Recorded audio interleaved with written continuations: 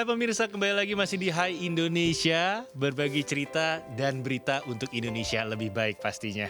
Iya lah, untungnya udah hafal ya sekarang. Gue seneng banget. Apa sih?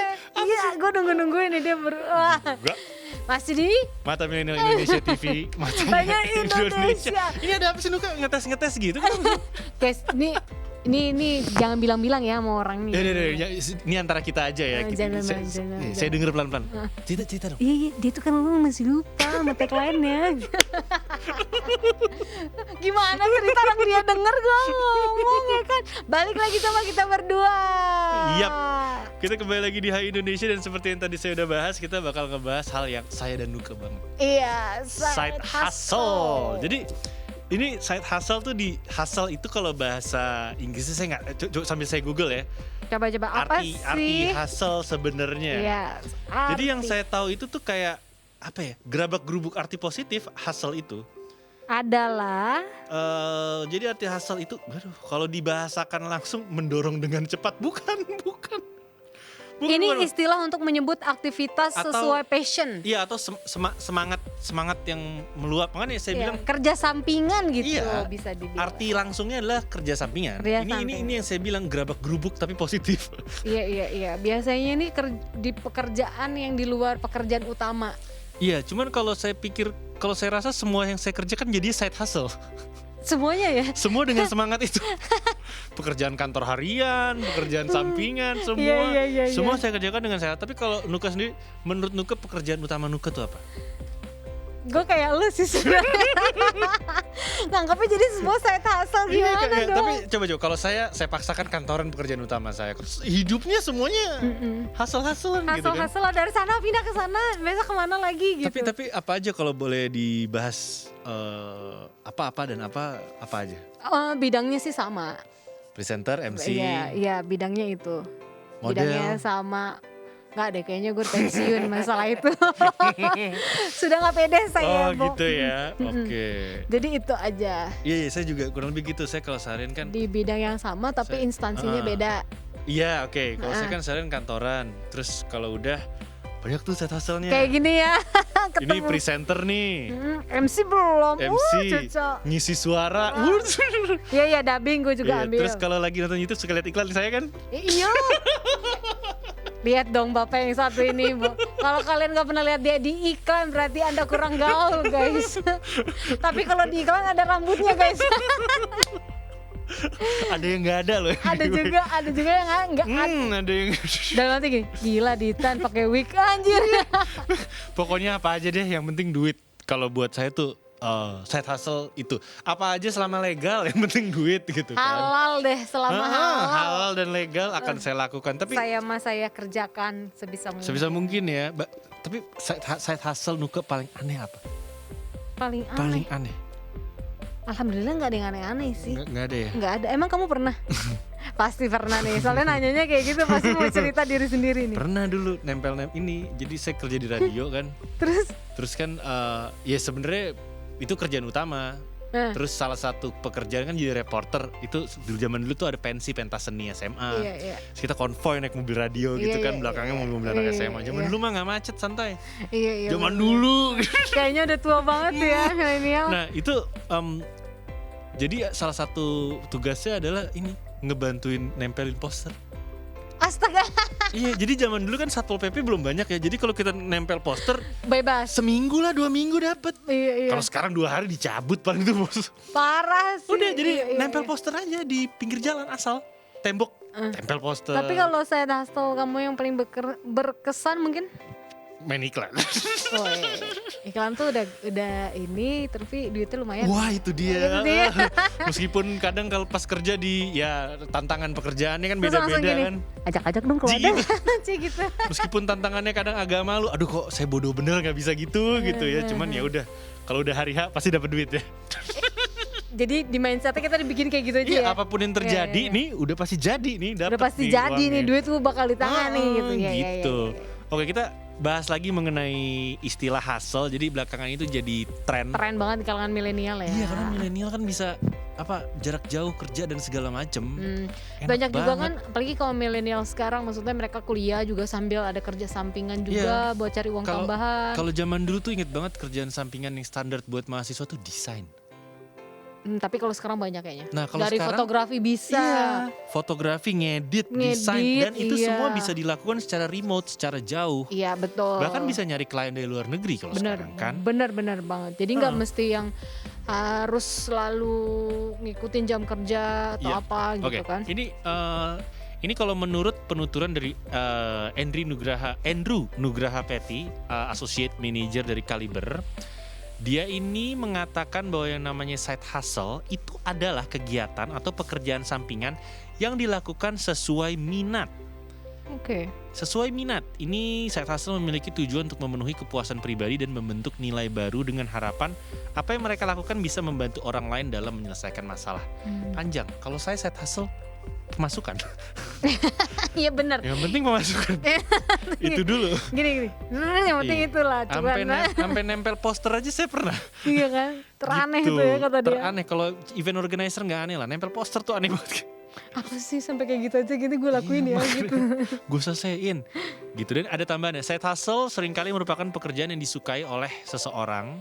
Bukan pekerjaan sehari-hari yang biasa dilakukan untuk memenuhi kebutuhan gitu. Emang dia suka aja sama pekerjaan itu gitu. Dan ini nggak sama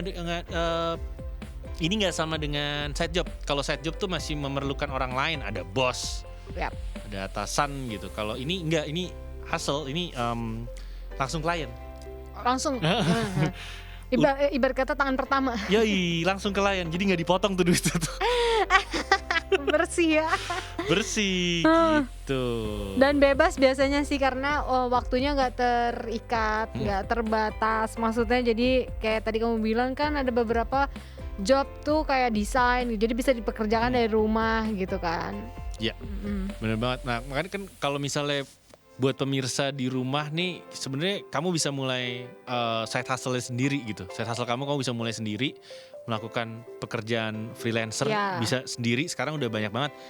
Di internet juga udah banyak, kayak tadi yang saya bilang, kalau salah ada website 1000lancer.com deh. Itu harusnya masih ada. Itu jadi di sana tuh kita bisa daftar, terus kita bisa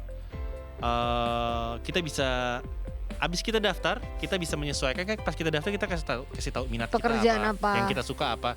Nanti mereka bisa ngasih kita penawaran yang sesuai dengan yang kita mau kerjain. Gitu. Masih ada nih 1000lancer.com. Dari mulai pekerjaan pasti ada? Ada desain logo, penulisan, entry data, ada semuanya. Nah ini kan kadang-kadang kita bahas nih sekarang perbedaannya dari side hustle dan juga side job. Nah, banyak yang kayaknya sama deh, ada yang bilang kayak gitu kan. Tapi kan tadi ada penjelasannya juga kan, yang tadi dari manajer Caliber, bahwa kalau side job itu ada bosnya. Kalau side hustle enggak, langsung klien kalau bahasa dari saya kan. Iya, atau bisa dibilang di sini tuh kalau side job umumnya kerjaan yang kita lakuin ini biasanya untuk tambahan uang, membutuhkan tuh karena untuk kebutuhan sehari-hari.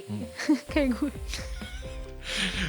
Nuke tidak punya pekerjaan utama ya. Di berbagai tempat. Isinya pekerjaan sampingan semua. Iya, makanya aduh, ya gitulah. Iya kan, anjir. Oke. Nah, jadi tadi ya, kalau side job tuh menghasilkan uang tambahan, udah pasti menghasilkan uang tambahan. Iya benar. Kalau side hustle belum tentu, tapi bisa menghasilkan juga. Iya, mungkin kalau side job biasanya penghasilannya lebih besar daripada side hustle kali ya.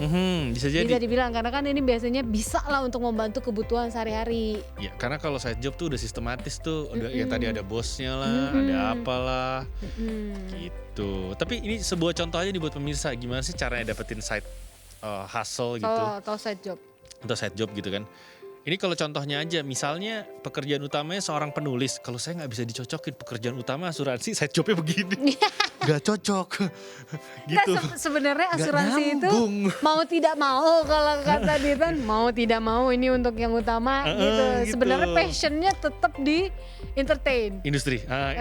Iya, entertain kan. Jadi nggak apa-apa lah. Ini contoh aja, misal pekerjaan utamanya adalah seorang penulis. Iya. Nulis bener. Apa aja deh, nulis artikel. Buku artikel. Nah, side hustle-nya bisa menulis novel untuk kepuasan diri sendiri. Ya, sama dengan tetap ya. Contohnya gitu. Atau passionnya sama. Mungkin ibu rumah tangga biasa masak, side hustle-nya bisa bikin menu baru. jual menu-menu masakan foto gitu kan. Foto bagus aja dulu buat sosmed, nggak tahu rasanya gimana atau enggak sistem PO ya bisa dimulai dengan cara yang kayak gitu. Jadi kita cari yang nggak jauh dari pekerjaan utama kita. Jadi yang memang masih sepassion lah, masih benang merahnya masih sama ibarat kata gitu kan. Habis itu baru dia bisa mendapatkan penghasilan yang mungkin per project atau per job. Iya, gitu. Benar banget. Nah, kira-kira gimana Ditan? Kalau misalkan aku nih pengen bisa ngelakuin side hustle. Bukannya udah sehari-hari ya? Pura-puranya belum, pura-puranya belum. Sorry. Jadi tipsnya kamu punya tips gak? Kamu kan udah lebih berpengalaman dari aku nih. Bentar, saya minum dulu ya. Side hustle kamu banyak soalnya. Cik, ngaca. Nuka juga banyak. Enggak. Tapi ini kita ngebahas bareng ya. Yang pertama itu harus pandai mengelola waktu. Nah itu sih. Jangan asal ambil semua side hustle yang tiba-tiba tanggalnya nyambung. Lalu tanggalnya sama. Pusing sendiri kita yang disalahin sama klien. Udah iyain klien 1 tanggal 2 ya oke. Klien 1. Lupa. Klien 2 tanggal 2 ya oke. Salah. Gak taunya jamnya sama. Nggak bisa kabur dari titik 1 ke titik 2. Nah itu dia. Jangan sampai jadinya nanti klien kecewa sama kita ya. Karena kita salah ngelola waktunya. Kesannya nggak profesional juga. Bener banget. Jadi kan kalau kita pandai ngelola waktu, ya pinter-pinter mau ngambil side hustle sebanyak-banyaknya juga boleh. Iya, kalau mau cara paling simple adalah melakukan side hustle setelah jam pekerjaan selesai. Itu pun kalau bisa diatur. Kadang-kadang kan malah side hustle yang ngatur jam kita, bukan? Karena biasa gitu ya, side hustle tuh gak enaknya gini. Tapi saya maunya jam sekian, tanggal sekian. Sedangkan kita ada kerjaan utama yang memang udah ketahuan jam kerjanya gitu. Iya. Bingungnya tuh gitu. Itu makanya kita harus pandai-pandai mengelola waktu. Nah balik lagi kayak gitu. Pinter-pinter kalian lah mau ngambil sebanyak-banyaknya juga boleh. Mungkin izin sakit ke pekerjaan utama ya kan. Bosnya Ditan nih ketahuan nih.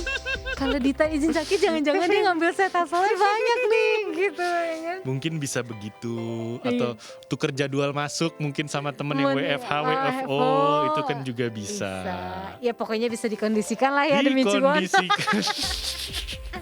Tapi poin pertama itu mengelola waktu tuh bukan hanya jam tapi tanggal juga kayak tadi Luka bilang ya. Makanya aku selalu kayak kalian tuh kalau yang memang pekerja kayak kita gini nih di dunia industri hiburan atau apapun lah itu dibiasakan untuk menulis jadwal. Ya enggak sih biar nggak lupa. Emang Luka nulis note gitu atau di handphone. Oh iya jadi, saya nulis. Jadi bisa ketahuan. Tadi dulu aku cek dulu ya tanggal segini. Iya saya nulis. Udah ada set hustle yang lain atau enggak gitu. Iya kalau itu saya nulis bener-bener. Biar enak di kemudian hari. Tapi cerita dong pengalaman di kemudian hari. Wah jangan. Pernah ada pengalaman yang tabrakan nggak? Saya ada. Nuka dulu. Pernah. Itu udah bikin deg-degan sih. Memang jamnya nggak barengan, tapi ternyata di set hustle yang pertama ini molor jamnya. Aduh. Sedangkan aku mikir tadi udah enak nih di hari ini ngambil 2 gitu kan. MC di hari ini ngambil 2 dan yang satu sore, yang satu paling siang udah kelar jadi punya waktu. Ternyata jam yang pertama molor itu bikin deg-degan. Tapi aman kan? Mepet sih waktunya. Ya Allah, itu bikin kayak yang astagfirullah gimana nih, sedangkan saat hasil yang kedua udah WhatsApp mulu gitu kayak telepon udah di mana Mbak? Udah di mana? Saya juga pernah. Waduh. Jadi saya pernah gitu. Sama sebenarnya kurang lebih kayak gitu, santai ada waktu, taunya macet. Iya. Itu yang unpredictable ya kadang-kadang. Dan udah gitu kan kalau nge-MC gitu mendung lagi, jadi waktu itu udah mau tinggalin mobil naik ojek mendung gitu kan, nggak boleh, kita nggak, nanti kalau kita datang sana basah salah lagi. Itu gue alamin sih. Jadi, akhirnya mobil gue parkir di mall, gue naik ojek di tengah jalan hujan. Mohon maaf. Serius? Terus kliennya gimana? Baju gue basah, tapi untungnya gue udah on make up kan. Mereka pikir gue belum make up, jadi mereka panik banget gitu. Mbak Nuka gimana? Ya udah bawa hair dryer kan, ngeringin baju. Ya namanya juga nyari duit ya. Beneran dong itu, gue nyesel akhirnya. Tapi karena pikirnya kan kalau naik mobil macet nih, gak ke Uber udah jamnya. Sedangkan harusnya 1 jam sebelum itu harusnya gue udah sampai di tempat. Akhirnya belum ojek. Makanya harus pandai-pandai mengelola waktu, poin 1 ya. Apalagi di Jakarta, Bo. Next, apa nih? Bisa beradaptasi dengan bidang side hustle yang dijalani. Adaptasi lagi-lagi. Jadi ya segala kondisi yang terjadi di pasaran atau di bidang yang lagi kita pilih nih, ya kan. Nah, kita tuh dituntut harus bisa belajar lebih cepat agar usaha yang kita jalani ini bisa memberikan keuntungan lebih cepat juga. Maksudnya tuh gitu. Ya. Ini contoh aja nih, misalnya kita melakukan side hustle, kita mau jual, kan lagi tren sekarang glow produk kecantikan, lagi apa glow, krim yang bisa bikin ini serum, krim itu kan lagi tren, misalnya mau jual produk kecantikan. Ini kita harus memulai dengan memahami dulu segala aspek sesuatu mengenai kulit yang berhubungan dengan produk yang mau kita jual. Itu dulu aja. Sehingga saat menawarkan produk, itu calon pembeli bisa ngerasa bahwa produk ini berkaitan dengan masalah kulit yang mereka alami. Jadi kita harus paham dulu. Itu adalah cara yang paling pertama, yang paling utama gitu kan. Nah, hal-hal kayak gini nih yang kadang orang lupa. Orang cuma pengen langsung jualan aja. Bener. Gitu, padahal mereka ada cara lain yang bisa mereka lakukan gitu kan, dengan cara mempelajarinya. Oke, dan next ini ada namanya standar banget, tips-tips jika ingin melakukan side hustle adalah berpikir kritis. Nah, iya sih. Harus berpikir kritis tuh ini banyak nanya apa question mark, banyak tanda tanya terus aja. Biar nggak salah di belakang atau enggak lo nggak ngelakuin hal pekerjaan yang sia-sia gitu. Iya, ternyata. Atau pas nge-MC nggak salah ngomong. Iya. Biasanya suka nanya sih, ini temanya maunya kayak gimana? Temanya apa? Yang datang siapa aja, ya kan? Iya, contoh kalau nge-MC gitu ya, penontonnya siapa nih? Jadi kita pakaiannya kita sesuaikan. Minta rundown deh yang paling utama, rundown acara. Inisiatif sekali. Aku gak mau dadakan ya guys, takutnya kita salah-salah, kita yang disalahin ya. Tapi emang yang namanya berpikir kritis tuh penting banget. Jadi berpikir kritis tentang apapun. Contoh misalnya kita menjual produk kecantikan yang tadi, kita juga harus berpikir kritis bahwa oke, kalau orang-orang semuanya jualannya melalui sosial media, berarti saya bisa nih jualan dari toko online misalnya. Iya betul. Ya udah buka toko online aja, sekarang caranya udah banyak. Harganya juga buka tuh gratis tau saya.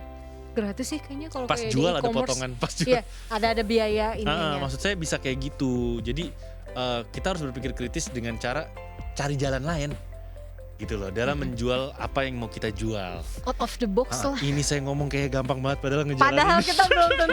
Padahal belum tentu kita bisa kan. Ngejalaninnya susah, ngejalaninnya repot banget. Ya Allah. Ngomong udah kayak paling bener. Tapi jangan salah.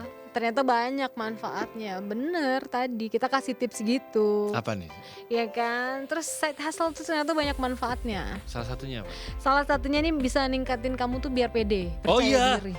Percaya diri lah. Orang yang nolongin diri sendiri.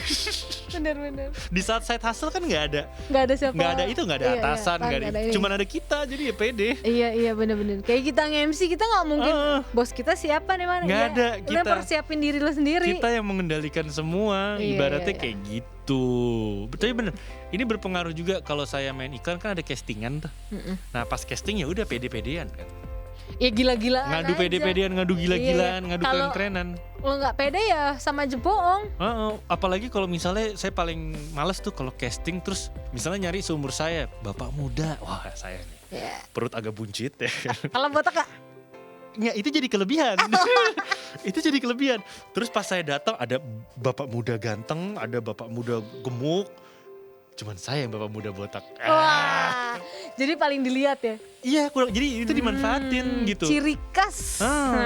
Jadi karena pede, jadi pede dimanfaatin. Iya benar. Gitu. Terus next apa nih? Bisa buat kita peka juga ternyata. Sensitif ya, lebih sensitif ya. Iya bisa sensitif dengan meningkatkan skill yang kita punya. Oh tadi pas ngelihat rekaman, kayaknya gue kurang deh. Jadi tahu sendiri gitu loh. Jadi tahu besok harus gimana supaya lebih bisa baik. Iya, lebih dan, baik lagi. Dan kalau sering side hustle jadi tahu apa masalah yang akan kita hadapi. Iya. Jadi kayaknya kalau kita melakukan misalnya kayak saya casting iklan nih. Kayaknya kalau ketika saya lagi casting disuruh suruh melakukan adegan gendong bayi gitu misalnya. Nah, saya jadi tahu apa yang masalah yang akan saya hadapi. Oke, kalau saya gendong bayi dari kiri, berarti saya harus keluar dari kanan. Ibaratnya gitu, saya harus keluar dari kanan kamera nih, jangan dari kiri. Biar kelihatan. Jadi mikir ke depan intinya. Jadi mikir ke depan nextnya kayak gimana.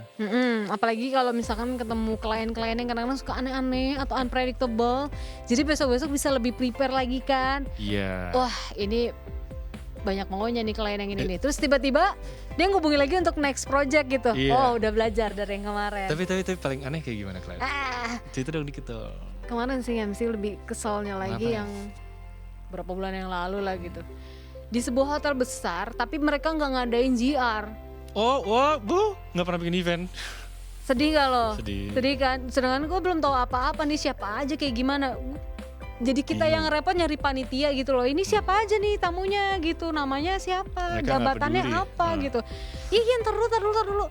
Kan gue bikin kita deg-degan pas biasanya udah mau mulai ya. Acara internal kantor ya. Iya, itu dia. Semua lepas tangan biarnya. Iya, sedangkan nanti kalau kita salah sebut nama kita yang diomelin. Padahal kita nggak ada briefing sama sekali. Nah yang kayak gitu-gitu tuh kamu ke depannya. Klien paling aneh saya tuh ada waktu itu saya ngisi suara bulan untuk iklan Ramadan tahun 2016 kalau nggak salah. Ya iklan Ramadan gitu. Selamat merayakan Hari Raya Lebaran. Ya gitulah pokoknya suara-suara kayak gitu. Ini aneh karena belum kerja tapi udah ditransfer. Oh itu mah bukan aneh dong, itu mah malah bagus. Pernah gak? Pernah. Oh iya. Biasa ada beberapa memang klien yang kayak gitu. Ini full 100%. Full. Ini aneh. Jadi bener-bener kayak buat ngiket. Iya, ya untung kita profesional ya. Jadi kita tetap datang gitu kan. Iya.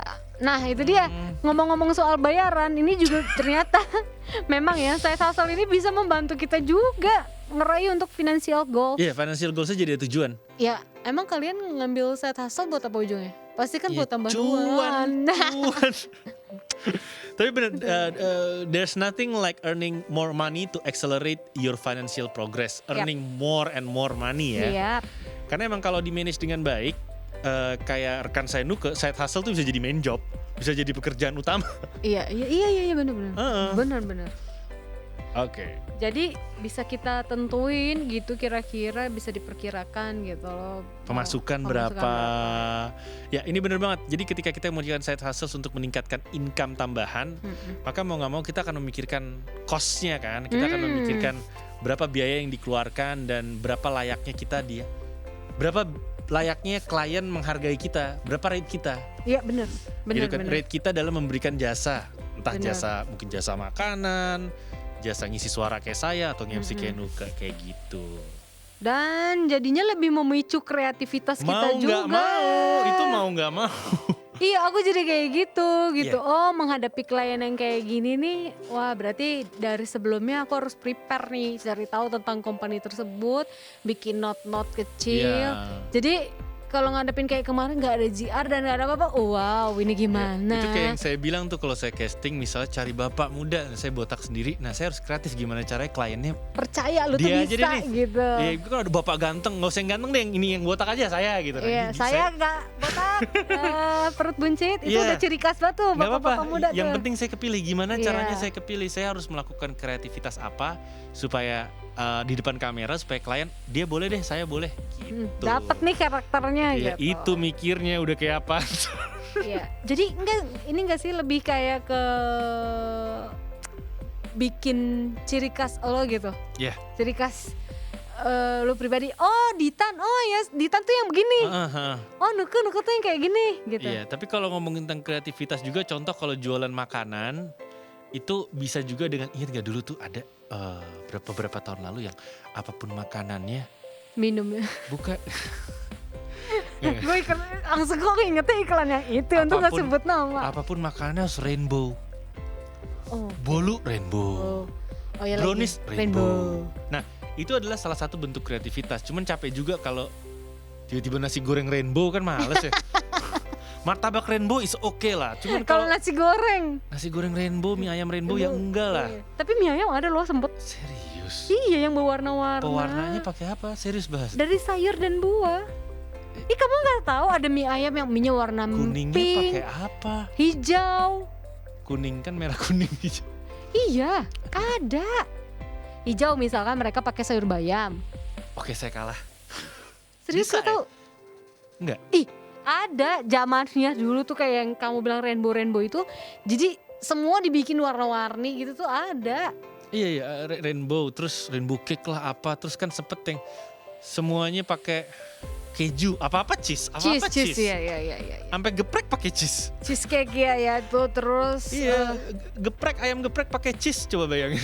Enak ternyata. Iya. Nah, itu kreativitas yang kayak gitu mungkin bisa ditiru. ya kan, out of the box tapi ternyata enak. Ya bener banget. Dan itu kan kalau kita ngomongin tentang kreativitas, ini ada banyak banget yang bisa dieksplor sih kalau ngomongin tentang kreativitas sih. Pekerjaan-pekerjaan yang bisa dijadiin side hustle ya. Banyak fotografi. Terus semua yang berhubungan dengan online juga bisa dikaitkan dengan side hustle pastinya. Admin sosmed aja bisa jadi side hustle. Bisa. Kita mau bahas tentang contoh-contoh pekerjaan side hustle. Iya, pertama tadi tuh ada itu. Sekarang kan? Oke, ini membahas tentang pekerjaan side hustle yang paling mudah yang bisa dilakukan semua orang saat ini. Admin sosmed pertama. Iya, dan gak perlu yang kamu standby di kantor, karena kan kita udah dibekalin handphone atau laptop gitu kan. Dan serunya tuh bisa pakai ini, manajemen. Jadi kita tinggal kerjain dalam 1 jam, ntar semua postingannya dia akan upload sendiri pada jam-jam tertentu. Iya. Ada tuh namanya pakai time management gitu, jadi akan ke-upload sendiri. Kita tinggal perlu jawab-jawabin komen dan segala macem gitu kan. Ini bisa dimulai loh, apalagi buat yang pecinta Korea mungkin bisa bikin akun fanbase. Iya. Lagi-lagi. Fanbase BTS atau apa, maksudnya bisa dimulai dari situ. Oke, terus yang selanjutnya ada menulis juga bisa. Kita bakal bahas selanjutnya nanti kali ya. Boleh, karena ini panjang itu banget. Itu contohnya admin sosmed adalah contoh pertama ya. Contoh pertama, nanti bakal ada contoh-contoh lainnya. Tapi di next segment kita bakal lanjut bahas ya. Tetap di Hai Indonesia, berbagi cerita dan berita untuk Indonesia lebih baik.